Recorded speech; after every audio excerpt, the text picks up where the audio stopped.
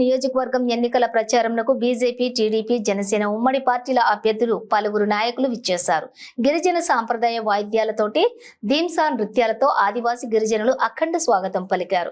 ప్రచార రథం నుండి రోడ్ షో ద్వారా అరకు పార్లమెంటు బీజేపీ ఉమ్మడి అభ్యర్థి కొత్తపల్లి గీత, అరకు ఎమ్మెల్యే ఉమ్మడి అభ్యర్థి పాంగి రాజారావు ప్రజలకు అభివాదాలు చేస్తూ కమలం గుర్తుకు ఓటు వేయాలని అభ్యర్థన చేశారు.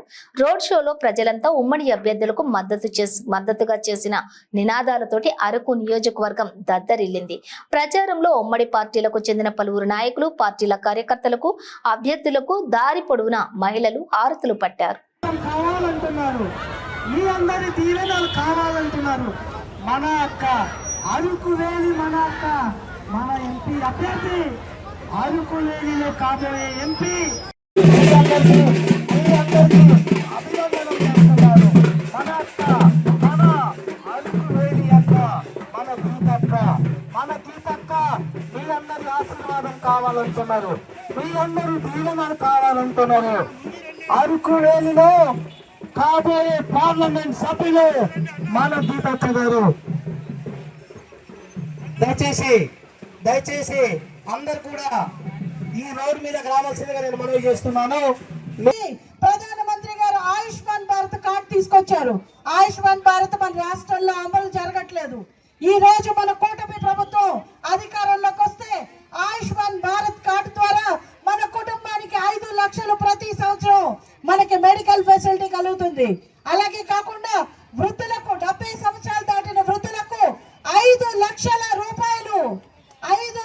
రూపాయలు ప్రతి ఒక్క కుటుంబంలో ఉన్న వృద్ధులకు చెందుతుంది. అలాగే కాకుండా ఇక్కడ అనేక మంది వ్యాపారవేత్తలు ఉన్నారు. వాళ్ళకి ఎంఎస్ఎంఈల ద్వారా ఎన్నో రకాలైన రాయితీలు కేంద్ర ప్రభుత్వం ప్రకటించడం జరిగింది. అలాగే ముద్రా లోన్స్ చాలా మంది తీసుకున్నారు. చిన్న లోన్స్ ఇచ్చే పరిస్థితి నుంచి ఈ రోజు 20 లక్షల ముద్రా లోన్ ఇవ్వడానికి కేంద్ర ప్రభుత్వం పూనుకుంది. నరేంద్ర మోడీ గారు చిన్న వ్యాపారాలను వృద్ధి చేయడానికి సంకల్పించారు ఈ రోజు. అలాగే మనకి ఇప్పటికీ కూడా డోలీ మాతలు తప్పట్లేదు. మన బిడ్డలు చాలా మంది అనారోగ్యం బారిన పడి చనిపోవడం, ప్రైమరీ హెల్త్ సెంటర్స్ కూడా దగ్గర లేని పరిస్థితి, హాస్పిటల్కి తీసుకెళ్లే లోపు చనిపోతున్న పరిస్థితి మనం చూస్తున్నాం. అదంతా కాకుండా ప్రైమరీ ఆరోగ్య కేంద్రం ప్రతి 2 కిలోమీటర్లకి ఒక ప్రైమరీ హెల్త్ సెంటర్, అదే కాకుండా ప్రతి ఒక్కరికి వైద్యం అందేటట్టు అంబులెన్స్ ఫెసిలిటీ. నేను ఎంపీగా ఉండగా 27 అంబులెన్సెస్ ఇచ్చిన పరిస్థితి ఉంది. కానీ ఆ అంబులెన్సెస్ ఇప్పుడు తిరుగుతున్నాయమ్మా. పెట్రోల్ ధర కూడా ఇవ్వని ఈ ప్రభుత్వం గిరిజన బతుకుల మీద చిత్తశుద్ధి ఏది? మన కోసం ఒక్క ఇళ్ళు కూడా ఇవ్వని ఈ ప్రభుత్వాన్ని మనం గద్దెదించడానికి మనం అందరం కంకణం తీసుకుందాం. ఈ రోజు జీవో నెంబర్ 3 తీసుకొచ్చి మన జీవితాల్లో ఈ రోజు పునరుద్ధరించడానికి మన కూటమి ప్రభుత్వం సిద్ధంగా ఉంది.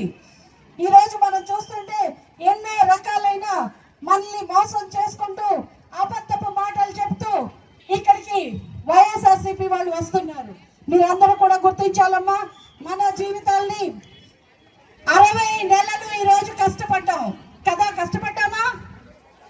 ఏ అభివృద్ధి లేదు. ఒక్కళ్ళ ఇంటికి కూడా సంక్షేమం సరిగ్గా చేరలేదు. 2 ఎకరాలు ఉన్న పోడు రైతులకు కూడా పెన్షన్ తీసేశారు. రేషన్ కార్డులు తీసేశారు. అంత్యోదయ కార్డులు తీసేశారు. ఎన్నో ఇబ్బందులు పెట్టారు. మళ్ళీ మన ప్రభుత్వం వస్తే మీ అందరికీ కూడా ఈ బెస్ట్ అవైలబుల్ స్కూల్స్ తీసేశారు కదా. బెస్ట్ అవైలబుల్ స్కూల్స్ లేవు కదమ్మా. అన్న క్యాంటీన్లు తీసేశారు. ఎన్నో సంక్షేమ పథకాలు రద్దు చేశారు. ఇస్తున్నానని ఒక చేతిలో చెప్తూనే కింద నుంచి లాగేసుకునే పరిస్థితి చూస్తున్నాం. కరెంటు షాక్ కొడుతున్నాయమ్మా. కరెంటు బిల్లులు షాక్ కొడుతున్నాయి. ఒక రకంగా మద్యం ఏరులై పారుతున్న సందర్భాలు ఈరోజు చూస్తున్నాం. మద్యం ధరలు కూడా 5 రెట్లు పెంచిన ప్రభుత్వం ఏదన్నా ఉందంటే ఇదే ప్రభుత్వం. మన రాష్ట్రంలో ఈ రోజు ఇంకొక ముఖ్యమైన పరిస్థితి నేను చెప్పదలుచుకున్నాను. గంజాయి రాష్ట్రంగా మన రాష్ట్రాన్ని మార్చారు. అమాయకులైన గిరిజనులు ఎంతో మంది మనలో ఉన్న వాళ్ళు ఈ రోజు జైలులో ఉన్నారు. రాజమండ్రి జైల్లో, విశాఖపట్నం జైల్లో చూస్తే ఎంతో మంది గిరిజనులు ఈ రోజు అక్కడ ఉన్న పరిస్థితి చూస్తున్నాం. కేవలం ఎవరైతే మనల్ని వాడుకుంటున్నారో, అసలు అమాయకమైన గిరిజనుల మీద ఇలాంటి కేసులు పెట్టి నాటకాలు ఆడుతున్నారో వాళ్ళందరినీ కూడా మనం ఎదుర్కొందాం. మన బిడ్డల భవిష్యత్తు బాగుండాలంటే ఈ రోజు తరతరాల కోసం పవన్ కళ్యాణ్ గారు హాయిగా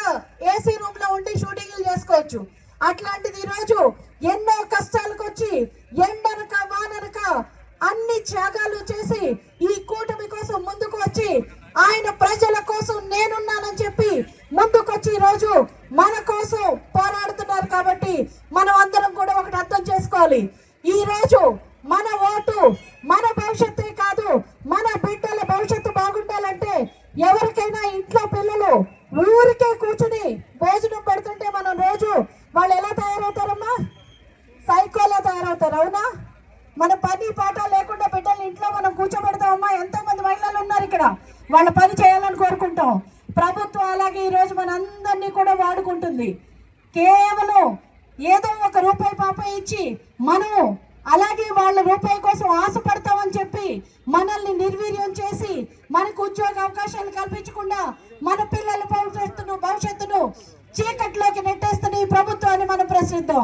మన మీ అమూల్యమైన ఓటును ఈ రోజు కూటమి అభ్యర్థులుగా ఉన్న ఇక్కడ పాంగి రాజారావు గారు బీజేపీ అభ్యర్థిగా ఉన్నారు కాబట్టి మీ అందరి సోదరులుగా ఉన్నారు. మీరందరూ కూడా ఆశీర్వదించి పాంగి రాజారావు గారికి అలాగే నాకు 2014 నుంచి 19 వరకు మీలో ఒక్కదాన్నై మమేకమై మీతో మీ సమస్యలతో నేనున్నా. మీకు ఈ రోజు మీకోసం ముందుకు రావడానికి సిద్ధమయ్యాను. మీరు చూసారు, గత 5 సంవత్సరాలుగా ఇక్కడ ఒక ఎంపీ ఉన్నారు. ఎప్పుడన్నా చూసారమ్మా? ఇదే ప్రాంతం నుంచి ఎమ్మెల్యే టికెట్ ఇద్దామంటే వైఎస్ఆర్సీపీ వాళ్ళే వద్దు మాకి ఎంపీ అని చెప్పారు. అవునా? వద్దు అని చెప్పి ఇక్కడ ధర్నాలు చేశారు. అంటే ఎంపీగా ఆవిడ పనికి రాలేదని దాని అర్థం, అంతేనా? కాబట్టి ఎంపీగా పనికి రాని తర్వాత ఇక్కడ ఎమ్మెల్యేగా ఒక ఆయన ఉన్నారు. ఆయన ఎమ్మెల్యేగా ఆయన ముఖం పనికి రాదట జగన్మోహన్ రెడ్డి గారికి, కానీ ఆయన కోడళ్ళు మాత్రం ఎంపీగా పంపిస్తున్నారు.